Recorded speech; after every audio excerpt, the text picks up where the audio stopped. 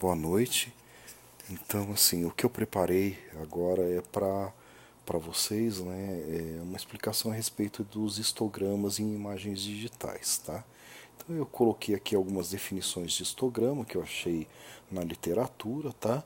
Mas o mais importante para a gente saber do histograma é lembrar que o histograma nada mais é do que uma função matemática na forma de um gráfico, onde o eixo do x, tá, são os diversos tons de cinza, no caso de uma imagem de 8 bits. Vamos lembrar então nos posts anteriores, né, uma imagem de 8 bits teria 255 tons de cinza, tá? E a imagem o eixo y, tá?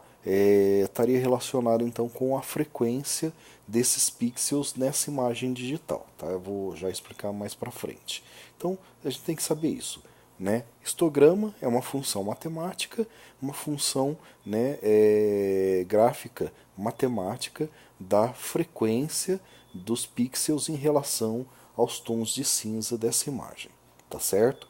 Lembrando que o nosso computador é uma calculadora gigante que manipula dados binários, tá? Então, contas matemáticas binárias.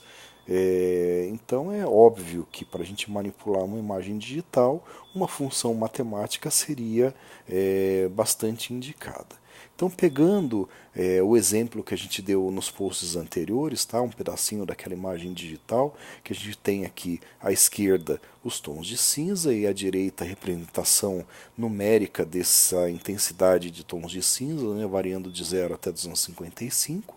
Aí eu peguei então esses valores, coloquei num gráfico, tá? Esse gráfico de baixo eu fiz no Excel, tá? Que o eixo Y, então eu não consegui colocar os tons de cinza, então eu coloquei numericamente em cima de cada barrinha o tom de cinza que está naquela imagem acima, tá? Então a gente tem a frequência, tá? E os tons de cinza. Isso é um histograma, na verdade, tá? Então esse é o histograma daquele quadradinho acima aí que a gente está vendo.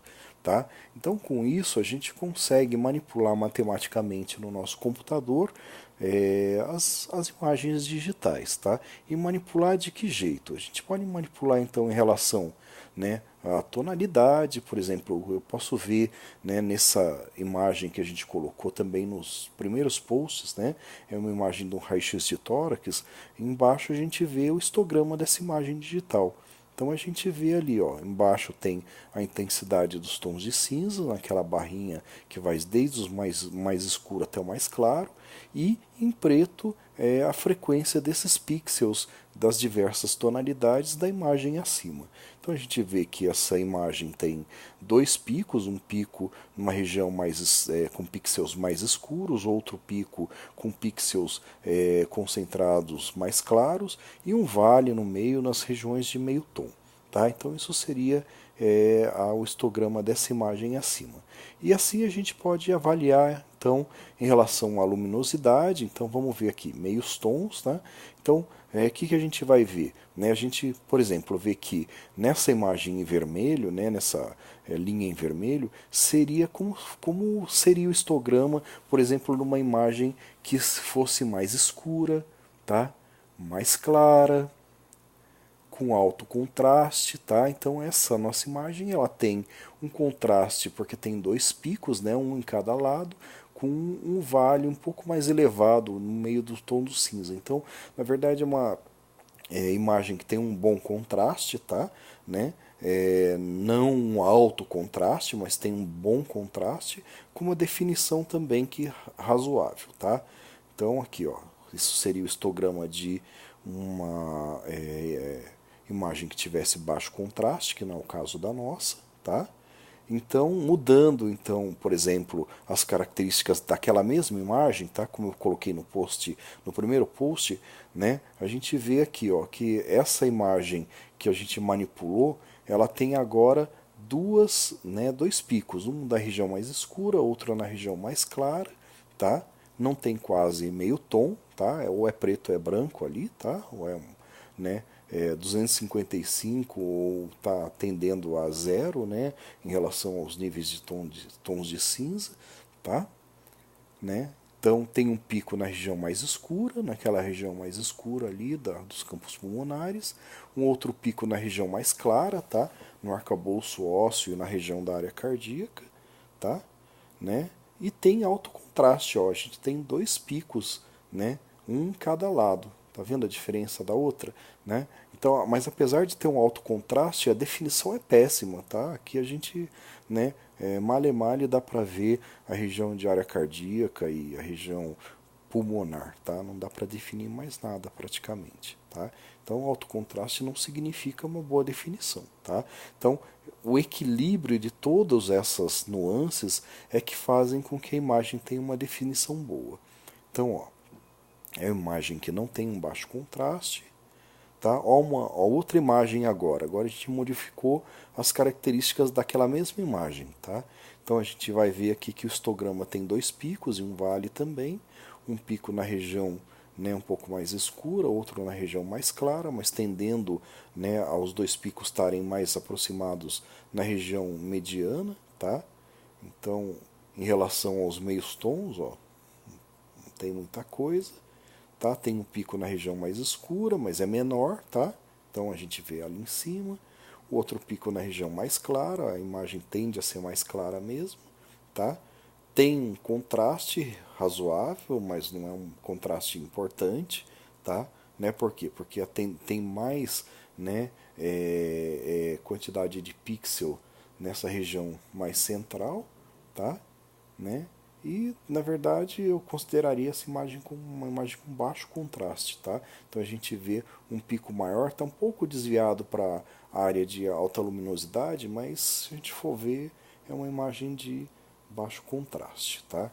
Então, além da gente utilizar o histograma para a gente poder, né, manipular essas características, luminosidade, contraste, etc., para que a gente consiga, né, ter uma imagem com uma boa definição, a gente também pode manipular essas imagens em relação à parte matemática do histograma para que a gente possa fazer algumas coisas diferentes disso. Por exemplo, nessa experimentação que a gente achou num dos trabalhos aí que a gente pesquisou na internet, os autores fizeram o quê? Então, à esquerda tem um corte de uma tomografia computadorizada de crânio, à direita o histograma desse corte, tá? A gente vê que tem três picos, tá? E depois de diversos estudos viu que o primeiro pico está relacionado com a imagem do sistema licórico, né, com o líquido cefalorraquidiano, o segundo que é o CSF, né, o GM é a parte que está relacionada com a substância cinzenta e o WM é a parte que está relacionada com a substância branca do cérebro. Tá? Então, separando esse histograma em três partes, tá? Né? Fazendo isso por método matemático, por alguns métodos estatísticos e matemáticos, por exemplo, como esse método de Utsu, a gente consegue então separar, né, as imagens digitais nos seus volumes distintos. Então, por exemplo, a gente separa a região que tem o líquor, a região que tem a substância branca, a região que tem a substância cinzenta, tá? Então, separando um pouco melhor ainda, a gente consegue calcular esses volumes e isolar esses volumes. Ó que legal. Tudo isso feito através de histograma, tá?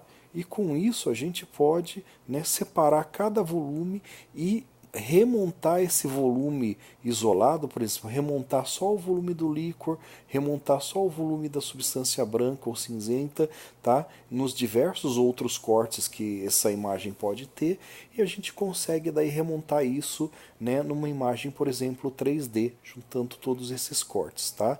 Então, ó que bacana, tá? A gente consegue então separar cada estrutura do cérebro através da separação matemática dos histogramas. Tá? Com isso, o que a gente consegue? A gente consegue depois remontar essa imagem, né, numa imagem 3D. Alguns de vocês já manipularam isso daí aqui nessas aulas, né, outros já viram nos próprios exames, né, as imagens 3D. Como que eles conseguem, por exemplo, separar só a pele, só o osso, só a parte cardiovascular e remontar isso? Através de processos matemáticos e do uso desses histogramas, tá? Então agora vocês descobriram como que isso é possível do ponto de vista, né, computacional do ponto de vista, né, de uma calculadora gigante que é o nosso computador, beleza? Então aqui estão algumas referências que eu utilizei para estudar, para tentar entender um pouco mais sobre isso. Eu vou colocar no post. Espero que vocês tenham gostado e tenham entendido. Eu pessoalmente passei a entender após esse estudo. Antes eu não entendia como isso funcionava, tá? Tenho aprendido bastante aqui com essa matéria e é isso que eu queria compartilhar com vocês, beleza? Um abraço para vocês, boa noite, bons estudos.